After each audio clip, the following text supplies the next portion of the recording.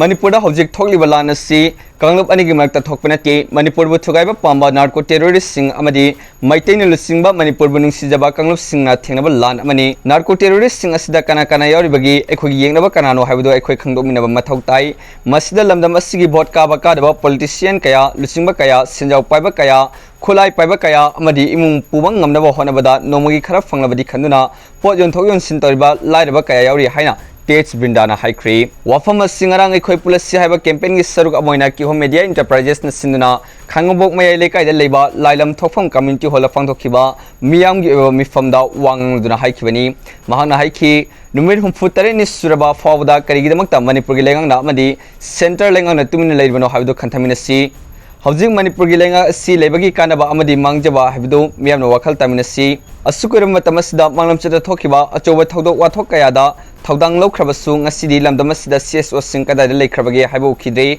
Housing oriba Manipur gi film asida Manipur gi maite sina president rule lakpada aikhoi kide habasi utpagi mathau tai president rule laklabasu aikhoi chapchaba thongna lingjel uthoktuna Manipur kanminaba mathau tai President Rulbu aikoina kibagi mathau tadi thona fana thengnaminasi lenga asi lebana hena aikoigi thona hanthanaba macha ohele hainasu test brindana mian funuki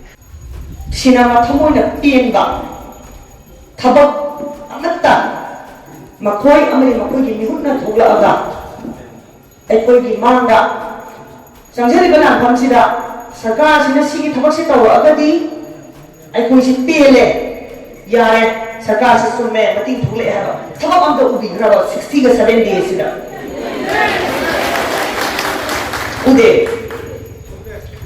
मकोई ने कोई pen अब वही मत मक्खी बलाई बराबर लाइटे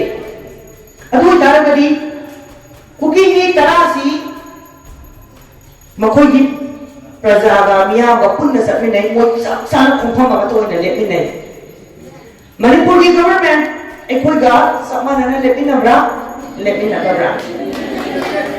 nate adu di moi maron su thoki re mana su pangre mami su tangre buki ga mai ga nate jabla hong gen putbu mafia asoba cartel narco terrorist hai se pun narco terrorism mana pun ngasi law si kaino hai bada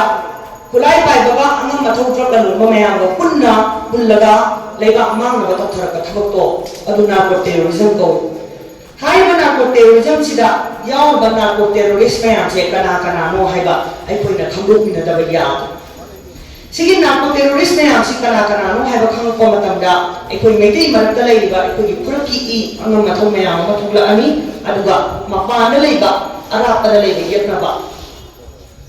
group ma thugla ani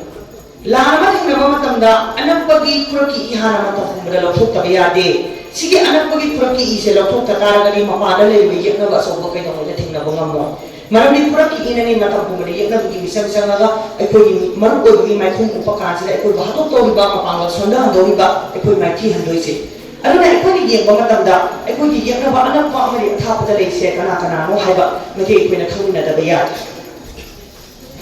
Adu idar kadi kana no narcotics cartel yaw ga narco terrorist me am se hani yeng ko matam da ahan bada number 1 top da khai ma to da lai si rajniti wala vodka da basu rajniti wala me am ma yaw re amadi chenja pai ba drug cartel leaders me am ama Sigi singsida hari ba drug karbar yawa drug karbar to kamu sobat ba rajniti wala mayam siga makhoi ga pullaga ahan number 1 si siem kwaili senjau pai ba kwaili sakti lo ba kamu ama group ama siem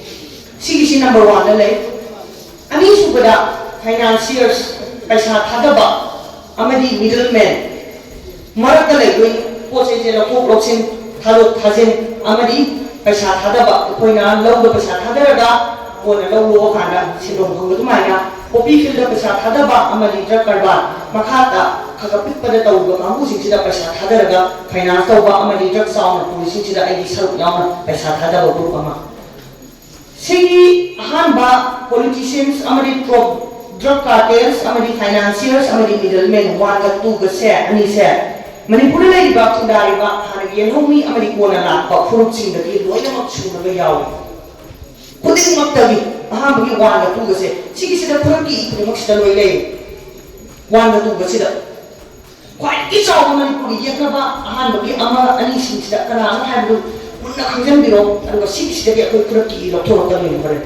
मियो लिसिंग कयाना सरु यादना पंगोखि मिफम अदुदा social activist Brinda Thounaojam सनालाइबा पाउचेगी editor Hemant Kumar Ningombam सिंबा मसक नाइबा मियो कयाना रिसोर्स पर्सन ने सरु याखि